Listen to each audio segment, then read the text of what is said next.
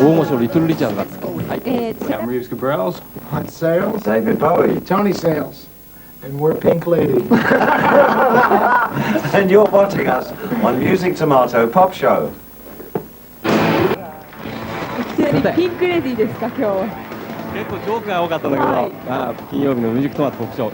今週はそごうはね、なんかこのスタジオの周りって改装前の、ほら売り尽くしとか、バーゲンとかまだ盛り上がってますけどね。あ、結構ね、やってますけどね。好みの人がいました。さて、金曜日のミュージックトマト特賞ウィークエンド・イン・ロックのコーナー、冒頭で見た通り今週は、デイビッド・ボーイのティン・マシーンとのインタビュー、ティン・マシーンは日本公演を終えて今週すでに、日本を離れてるわけなんだけれど、コンサート見た人はやっぱり昔のボーイはやんないのかとか、それからティン・マシーンのあまりに先鋭的なサウンドにやられてしまった人も多いかもしれないけれど、ともかくティン・マシーンというバンドはボーイにとって21世紀を目指す新しいユニット、だと、いうことをちょっと再確認されたっていう、させてくれたっていうそんな感じだよね。さてそのどんな発言が出るか冒頭で俺たちピンクレディーだってっていうことから分かるようによく知ってるんだ、だから、どんな発言が出てくるかちょっと興味深いものが多いと思うんだ。はい、これは来日してすぐに撮った、テレビのインタビューいろいろありましたけど、このミュートマンが一番最初にやったインタビューです。遅れてごめんなさい。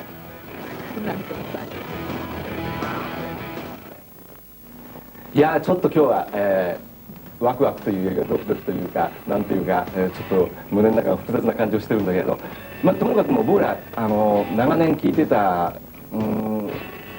長い間10年20年とかもう5年10年聴いてたアーティストに会う時っていうのは本当に、かなり、自分たちが上がってしまうってそんな感じがするんだけどね、今そんな感じです。今回は、彼のバンドティンマシーンを率いて、来日した、デイビッド・ボーイとティンマシーンにここに来てもらって、ます。Welcome to our show. Would you say hello to the viewers, please? Hello. Well, that wasn't very good, gang, was it? Let's do it again. This is Music Cabrels. Hi. Hot Sales. Hello. David Bowie. Konnichiwa. To Genki desu ka? Tony Sales. Konnichiwa. This one, yeah. I think it'll be the smallest audience tour, for one thing, which is great for us for the kind of music that we play, which tends to be very spontaneous, very improvisational. So it's better with the size of audience that we're working to, which is somewhere between 2,000 and 4,000, I think. Yeah. Over here. I've heard about Japan from David. He never stops talking about it. Never. In fact, on the way over here, he was talking about it, and I said, David, would you please stop talking about it? We're here. Probably be talking about it as we go home. I know, yeah.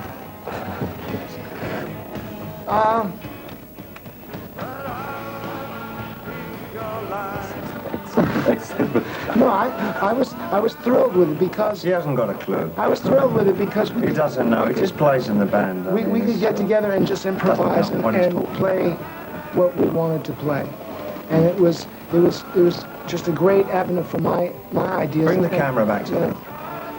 Get a little tight shot. I got a dramatic tight shot of this. What I'm about to lay on you. Your light's falling down. Can't hear you. The light. Keep on talking, Tony, but keep the camera on me. What were you saying, Tony? Well, what really turned me on about working with these guys was the fact that there was a high element of improvisation.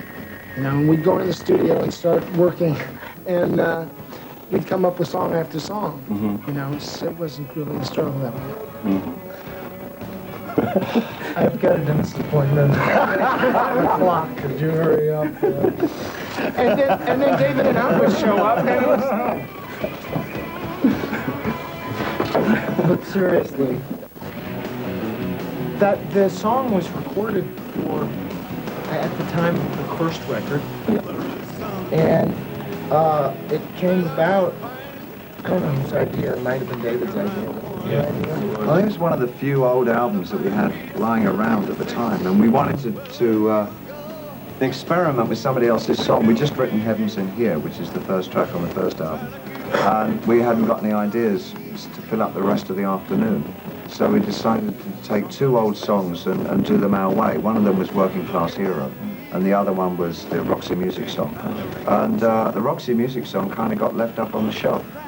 And then on the second album, we were going through all the material we'd done. We said, hey, what about that Roxy Music song that we did? And we pulled it out and listened to it, and it sounded great. And so we put it on the new album.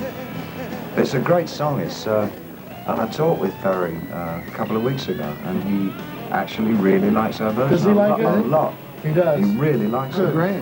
He really likes it. So that was nice, you know. Yeah. So you mean like, is this your one of all-time favorite song?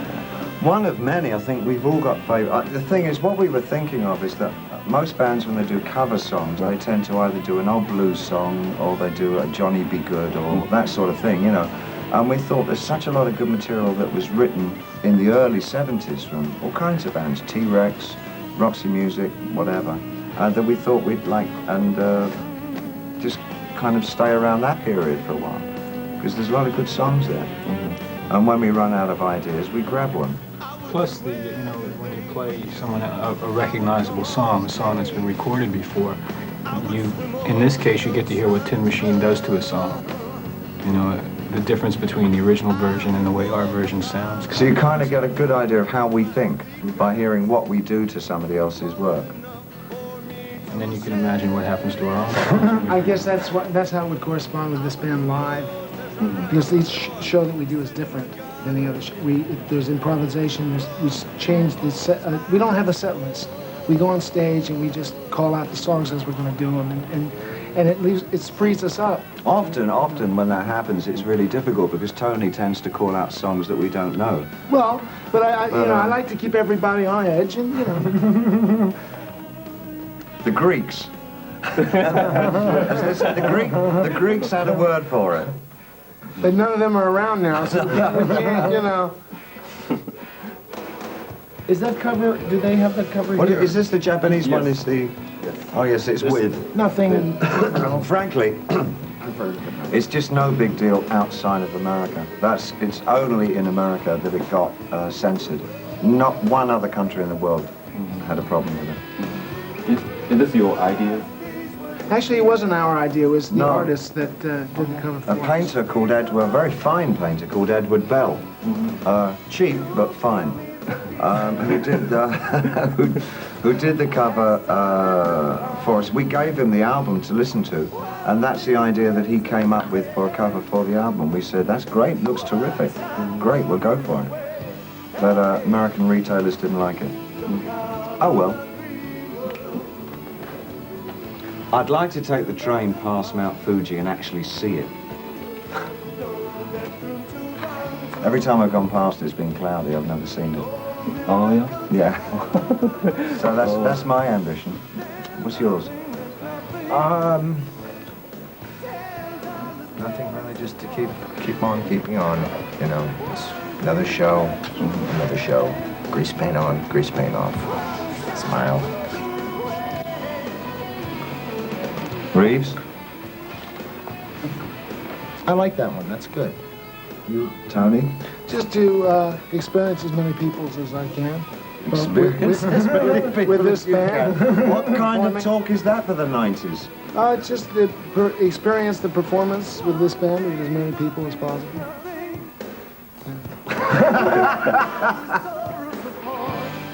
Okay. はい、結構笑えてもらえたんじゃないかと思うんだけどね。想像してたのと全然違った。気さく、それデビッド・ボーイが着てたブルーのジャケ、ブルーのスーツ、チェリー・ミグレですからね。すごいすごい。さて、ボーイはね、オフステージはどんなことを知ってたかというと、実は意外とすごいヘルシーな生活を送ってたということで、朝の6時に起きて夜の11時には寝てしまうという。いうことで、ショーがない時はね、ショーがない時は骨董屋さん見に行ったりとか、ショーがある時は骨董屋さん見に行ったりとか、ショーがない時はね、田舎に行ってのんびりしたりとか、いろんなことを富士山見れたんでしょうか。見れたんでしょうね。天気良かったしね。今度来年来る時はぜひ裏日本に行きたいと言ってるらしいんで。結構楽しい人ですね。プレゼント。はい。直筆。サイン色紙を2名の方に。下から2番目の92って書いてある横に書いてある D と B のマークがこれがデビッド・ボーイのサインだからよくわかんないかもしれないけど直筆だからはいこれです。はい。それからこれがツアー T シャツですか？テレビで出してもうこれ言わないぜはい、ちょっと読みたくなっちゃうけどティーンマシーン FU というこれはすごいかっこいいです。はい後ろにもねなんか書いてあるし。 2名ほらツアーですね。はい、プレゼント出ましたね。ください。どちらまでどんどん出してください。じゃあ、デイビッド・ボーイのティーンマシーン、今週は